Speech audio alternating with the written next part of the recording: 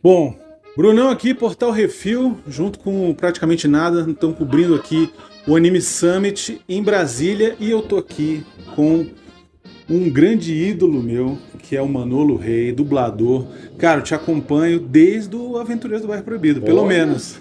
poxa, faz tempo aí. Faz, eu tô com 42, então a gente é antigo. Olha, cara, pra mim é um dos filmes mais maneiros. Eu tenho um podcast, né? A gente faz podcast desde 2011, quando o podcast nem era nada, Nada. né? E o nosso continua sendo nada, né? Muito pouca audiência, mas a gente faz porque a gente gosta. E é sempre sobre filmes e tal. Já entrevistei o Mário Jorge, a Mônica, o Garcia Júnior e tal. Toda essa galera lá que vem desde a época que você também já está trabalhando, né?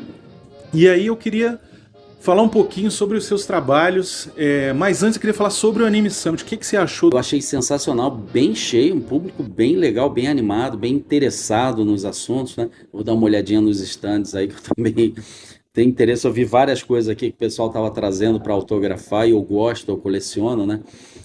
Cada lugar que eu vou, eu vejo uma coisa diferente, acabo comprando, porque são artistas locais, né? Muitas vezes a gente vai num stand e tal, e tem que dar muito valor, porque esses artistas é que movimentam esses eventos. É Eles verdade. fazem os brinquedos, fazem os desenhos, os quadrinhos, os cosplays. Eles são fantásticos. Então, assim, o evento existe por causa deles. Eu sou só uma atração, digamos assim, um brinde do evento, né? Porque o evento existe por causa deles. Uhum. Se fosse só eu, não teria evento. Se fosse só eles, teria evento, É entendeu? verdade, é verdade. Então, assim, eu gosto muito de passar nos estandes, ver. Tem muito desenhista bom. Cada lugar que eu vou, eu conheço pessoas fantásticas, me torno amigo de vários caras talentosos pra caramba. Nossa, cada evento assim é uma história diferente. Excelente. Inclusive, uma das histórias, falando de história, uma das histórias que você contou lá na sua palestra, lá no palco, foi a história da dublagem do último Homem-Aranha aí, o rolo que aconteceu. Você consegue contar rapidinho, assim, dar uma resumida, o imbróglio que deu? É simples, eu, como diretor, eu não posso dar spoiler nenhum, não posso falar nada. Não posso nem falar que vou dirigir o filme e tal. E no meu aniversário, um domingo, eu tava mal, que eu ia fazer uma cirurgia complicada. Aí eu respondi uma caixinha de perguntas, só que eu ingenuamente, como eu não podia falar, eu faço a brincadeira que eu sempre faço.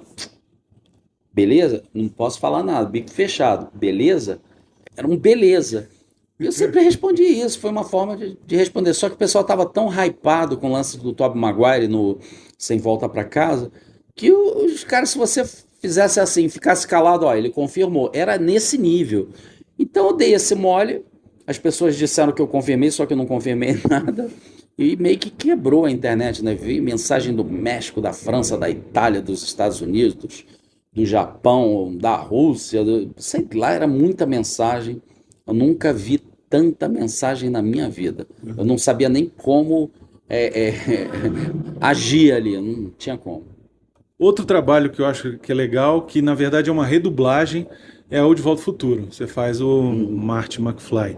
Como foi encarar esse trabalho assim depois de a gente ter uma dublagem que era antiga lá da BKS, que obviamente tinha uma qualidade que não estava tão boa adaptada para o Blu-ray, para o lançamento do digital, mas como foi receber você, que eu sei que gosta dessas nerdices, digamos assim, como é que foi fazer o papel do Marty McFly, que é um cara tão importante?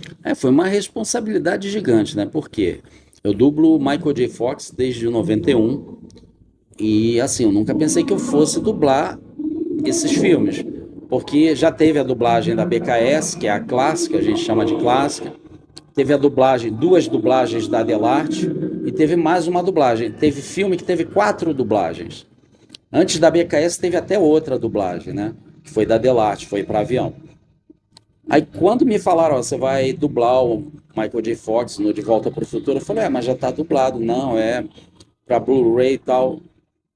Na hora me deu uma preocupação. Se fosse hoje em dia, eu teria gelado mais, porque hoje em dia a cobrança na internet é muito gigante. Naquela época a internet não tinha a força que tem. Não era nem rascunho. Então eu falei, cara, eu vou ser xingado, você, pô, o pessoal vai reclamar tal. Não, não vai, isso daí é o cliente que quer, então se reclamar vai ter que reclamar com o cliente. O cliente mandou fazer, eu falei, tá bom. Aí fomos fazendo e eu fiz com aquela paixão que, pô, sou apaixonado pelo Michael J. Fox, assim, a carreira dele. Cada filme que ele lançava era uma ida ao cinema, né? Então, eu e o Mauro Ramos fazendo lá, nossa, muito bom, muito bom. A gente se divertiu muito, se emocionou muito fazendo. Muito bom. E precisamos falar sobre Tobey Maguire, Homem-Aranha, né? Porque, enfim, é um clássico. Eu me lembro de ir ao cinema e você contou uma história que eu achei muito interessante sobre o lance da dublagem, né? Que em 2002, quando o filme foi lançado, não tinha cópia dublada suficiente. Só eram dublados poucos filmes que iam para o cinema, né? Como é que foi essa questão? Tinha poucas cópias, o público era outro, o público de dublagem começou a explodir ali. Eu sou um grande estudioso de dados e informações, principalmente sobre dublagem. Tanto que eu montei um site que é banco de dados de dubladores e tal, enfim. E eu percebi o seguinte, tinha a TV por assinatura, que é onde você conseguia ver as produções mais novas e tal, as séries. E tinha um canal que era sempre o campeão de audiência, sempre o campeão de audiência. Só que ele não mostrava filmes inéditos, nada disso.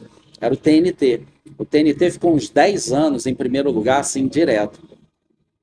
Qual era o diferencial? O TNT passava filmes com 10 anos, 5 anos às vezes no máximo, mas era geralmente 10 anos, filmes mais antigos, dublados.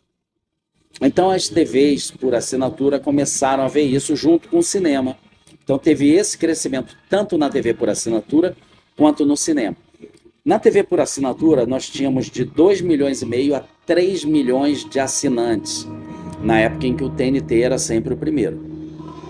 Pois bem, quando começaram a aparecer os canais Pipoca, Warner dublado, não sei o que dublado, não sei o que, deu um salto gigante até chegar, eu acho que chegou a perto de 30 milhões de assinantes. Então foi um estouro por conta da dublagem, né? É legal, legendado, o cara quer ver legendado, tem lá a opção, eu acho que tem que ter a opção. Mas a dublagem alcança muito mais gente, não é só a questão de acessibilidade, é a questão do conforto. Eu vou para ver um filme, eu tenho que entender.